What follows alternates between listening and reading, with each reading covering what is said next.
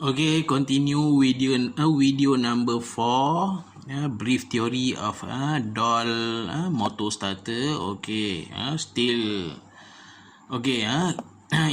To interpret graph full load current of motor and full load torque of motor versus motor speed. Okay,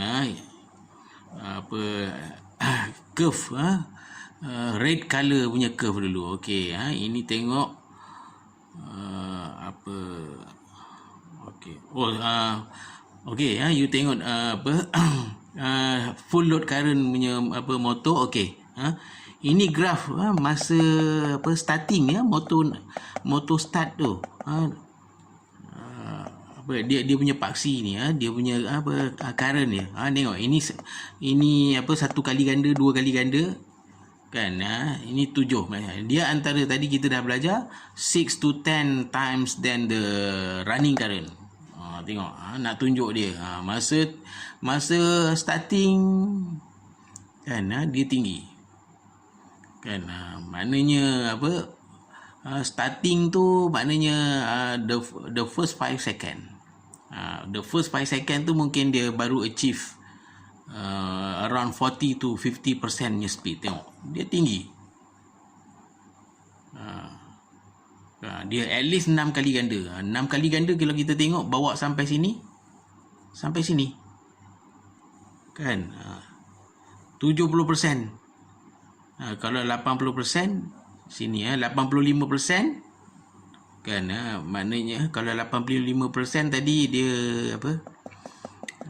dia punya current dah tak boleh naik lagi dah kan, walaupun kita increase speed. Okey, sampai 70 sampai 70% ni current dia masih lagi dalam 6 kali ganda compare with the running speed ni apabila dia dah mencapai 85 hingga 100% kat sini.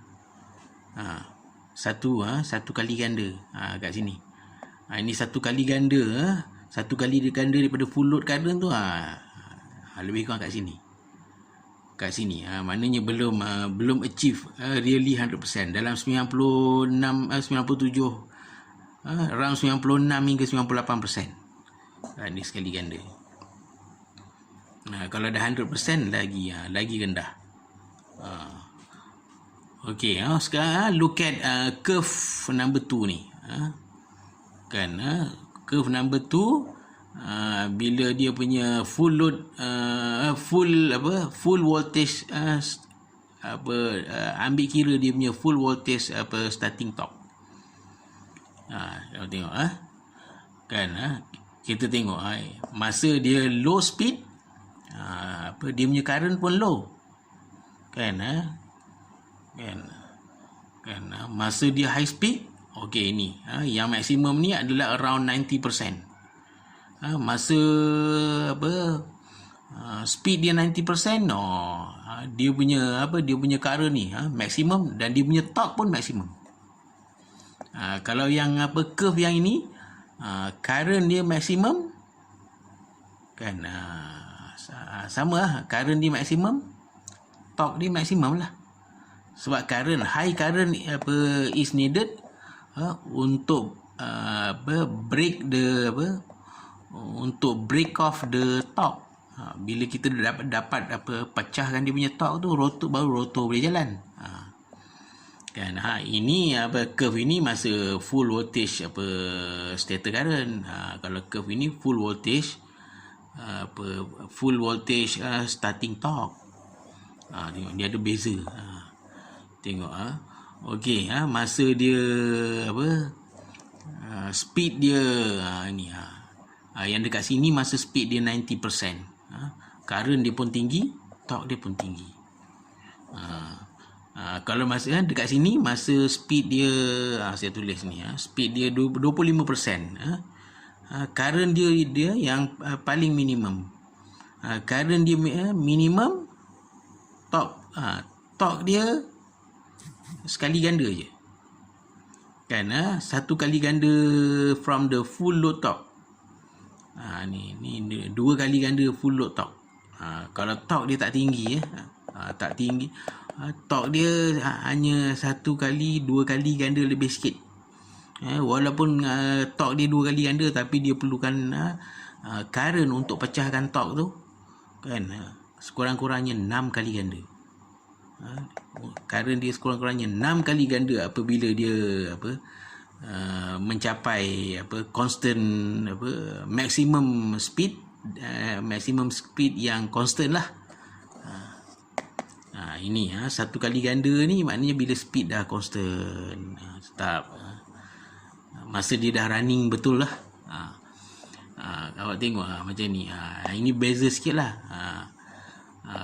untuk yang curve yang ni. Masa speed dia tadi, kalau curve yang ini kan, selepas current dia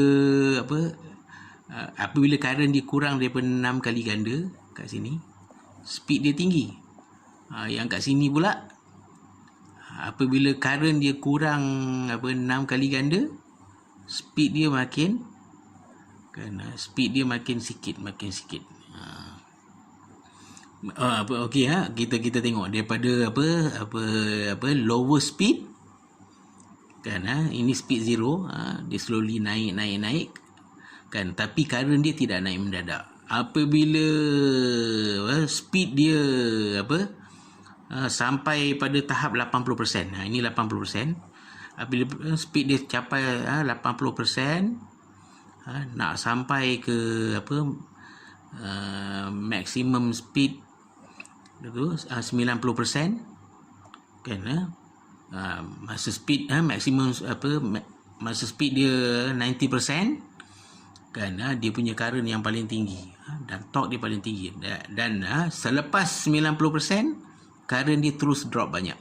Maknanya antara speed antara 90% ke 100%, dia punya current mendadak jatuh. Begitu juga dengan torque. Torque ni diikut current. Kalau current jatuh, torque pun jatuh. Ini yang dotted line punya curve ni, ini kalau kalau dia punya dia punya saya lupa cakap. Ini contoh-contoh. Ini sample load torque curve. Ini sample load torque curve apabila motor dah mencapai kelajuan yang constant. Tidak juga. Ini contoh bagi lock top curve lah. Yang lain yang ini kalau yang ini mungkin dia guna motor lain, motor lain ke contoh-contoh lah. Tapi yang common punya curve, masa kita nak start motor within 5 second tu, inilah. Ini lain-lain lah. Saintis guna banyak eksperimen. Ni ada juga curve yang macam ni, ataupun curve yang bentuk-bentuk lain selain daripada 2 curve ni ada juga. Tapi yang within 5 second, ni lah kebanyakannya 2 curve ni lah. Yang ini yang lain-lain tu jarang-jarang muncul. Okey, kita pergi kepada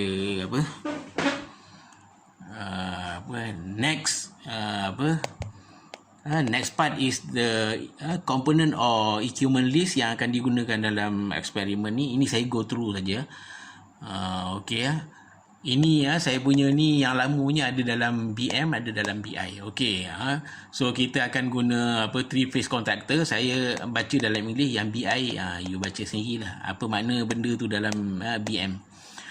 Thermal overload relay, short form dia TOR kan. 3 phase contactor ni macam mana rupa dia nanti saya akan tunjuk simbol. Lepas tu start push button, stop push button, semua satu unit. Miniature circuit breaker, ini kamu dah tahu belajar wiring. Lepas tu molded case circuit breaker, short form MCCB, ini kamu tak pernah jumpa. Dalam wiring kita belajar single phase kan. Ini 3 phase punya switch. Ini single phase punya switch, ini 3 phase.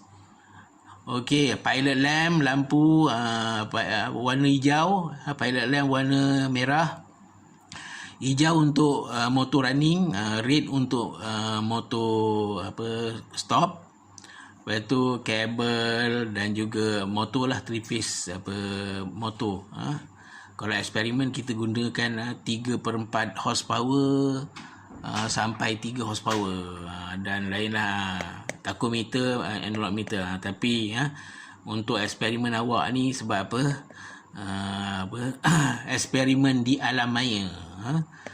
Saya buat awak ni eksperimen dalam bentuk technical practical knowledge. Sebab apa? Secara online, technical practical knowledge.